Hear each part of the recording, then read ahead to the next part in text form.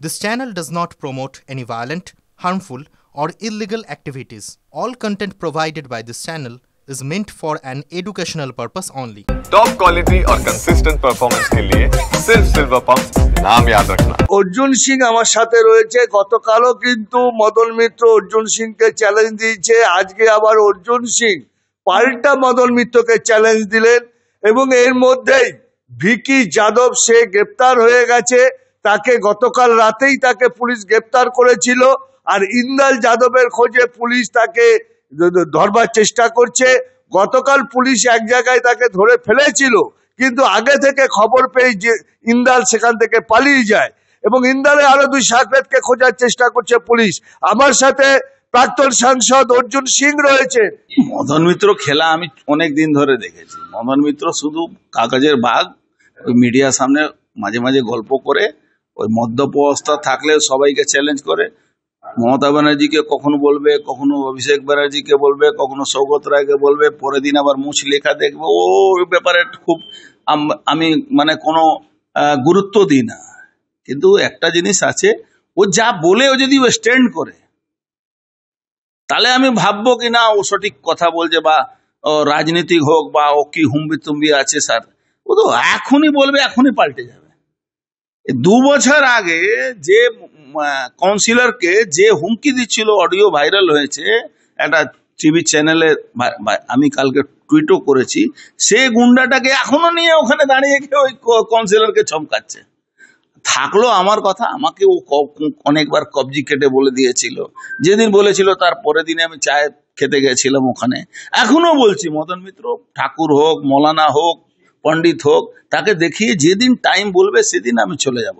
মদন মিত্র একটা মাতাল লোক, একটা অসভ্য লোক, যে না নিজের দলের নিয়ে ভাবে না অন্য লোকের নিয়ে ভাবে, শুধু 1 পয়েন্ট ফাদার মাদার, ও কিভাবে তোলাবাজি করবে। একটা কামারাটি ছিল একটা সময়, বহুদিন ধরে সিপিএম সময়ে গুন্ডাগর্দি ওখানে চলতো, কিন্তু এখন বিটি রোডে বৌদিষ্ট জায়গাগুলোটাকে নষ্ট করে দিয়েছে। একদম একটা বড় একটা জায়গা দখল করে নিয়েছে, এমএলএ অফিস করে দিতে, কি কোম্পানির জায়গা দখল করে নিয়েছে। মানে একটা অদ্ভুত অবস্থা ওখানে সৃষ্টি করেছে। এখন টেক্সমাইকোতে ভিড়েছে মদন মিত্র, আপনি দেখবেন বিটি রোডের উপরে একটা জায়গা দখল করে নিয়েছে, একটা ফ্যাক্টরি জায়গা, ওখানে এমএলএ বোর্ড লাগিয়ে দিয়েছে।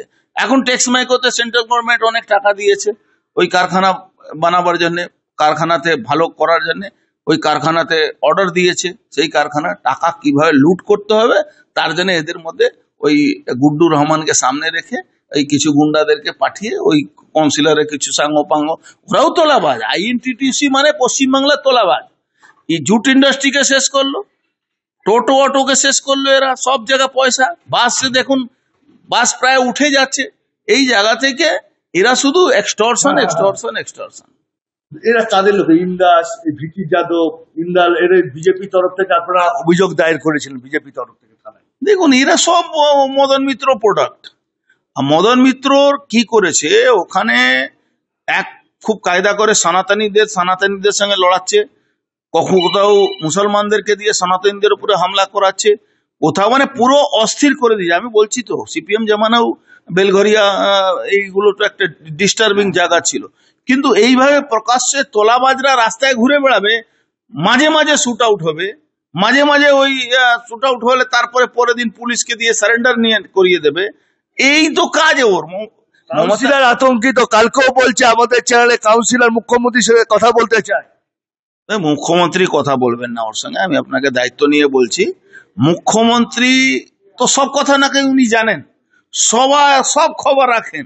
এই খবর রাখেন না কি কলকাতার পাশেই কামারাটিতে, বেলঘরিয়াতে কি হচ্ছে, মদন মিত্র কি করছে, মদন মিত্র ছেলেরা কি করছে, মদন মিত্র ছেলের কিভাবে তোলাবাজি করছে, মদন মিত্র কিভাবে ওখানে মানে একটা বধিষ্ঠ জায়গা পরিবেশ নষ্ট করছেন, জানেন না? সবই জানেন উনি।